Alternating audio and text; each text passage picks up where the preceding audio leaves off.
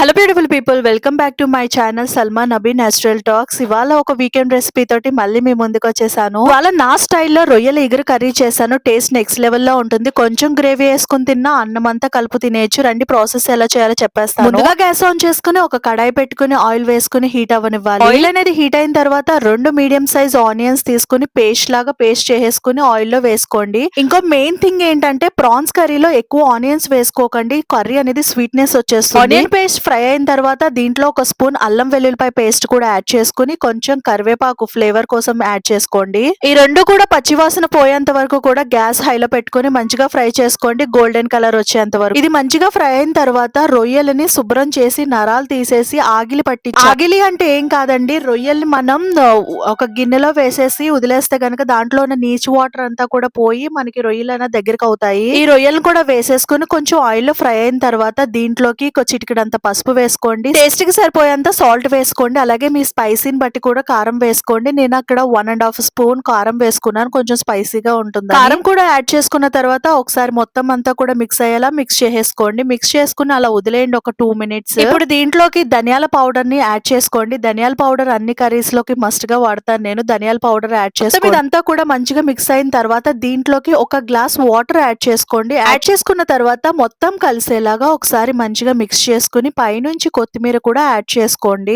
కొత్తిమీర కూడా యాడ్ చేసుకున్న తర్వాత లిడ్ అనేది క్లోజ్ చేసేసుకుని ఫ్లేమ్ లో కుక్ చేసుకోండి. ఒక 10 మినిట్స్ తర్వాత లిడ్ ఓపెన్ చేసిన తర్వాత ఇంట్లో గరం మసాలా వేసుకోవాలి. ఇది హోమ్ మేడ్ గరం మసాలా. ఏమేమి ఉంటుందంటే ధనియాలు, లవంగాలు, వెల్లుల్లిపాయ, అలాగే గసగసాలు. ఇంట్లో దాల్చిన చెక్క వేసుకోకండి, ఎందుకంటే రొయ్యల కూరలో దాల్చిన చెక్క వేస్తే స్వీట్నెస్ వచ్చేస్తుంది. కాబట్టి దాల్చిన 4 ఇంగ్రీడియంట్స్ తోటి మసాలా పౌడర్ చేసుకుని ఆ మసాలా పౌడర్ కూడా వేసుకున్న తర్వాత ఒకసారి లిడ్ క్లోజ్ చేసి ఒక్క 5 మినిట్స్ కుక్ అవనివ్వండి. ఒక 5 మినిట్స్ తర్వాత మూత ఓపెన్ చేస్తే గుమగుమలాడే రొయ్యల ఇగురు అనేది రెడీ అయిపోతుంది. ఆయిల్ అంతా పైకి తేలిందంటే కర్రీ రెడీ అయిపోయినట్టే.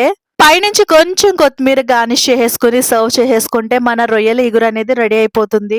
దీంట్లో ఎక్కువ గ్రేవీ కూడా ఉంటుంది. కొంచెం గ్రేవీ కలుపుకున్నా కూడా మనకి రైస్ అంతా సరిపోతుంది, అంత గ్రేవీగా ఉంటుంది. అంతే అండి, ఎంతో ఈజీగా ఇంట్లోనే రొయ్యల ఇగురు అనేది ఇలా చేసుకోండి. టేస్ట్ నెక్స్ట్ లెవెల్లో ఉంటుంది. మరెన్నో వీడియోస్ కోసం నా ఛానల్ ని తప్పకుండా సబ్స్క్రైబ్ చేసుకుంటారు కదా. ఈ వీకెండ్ ఈ రొయ్యల ఇగురుని తప్పకుండా ట్రై చేసేయండి.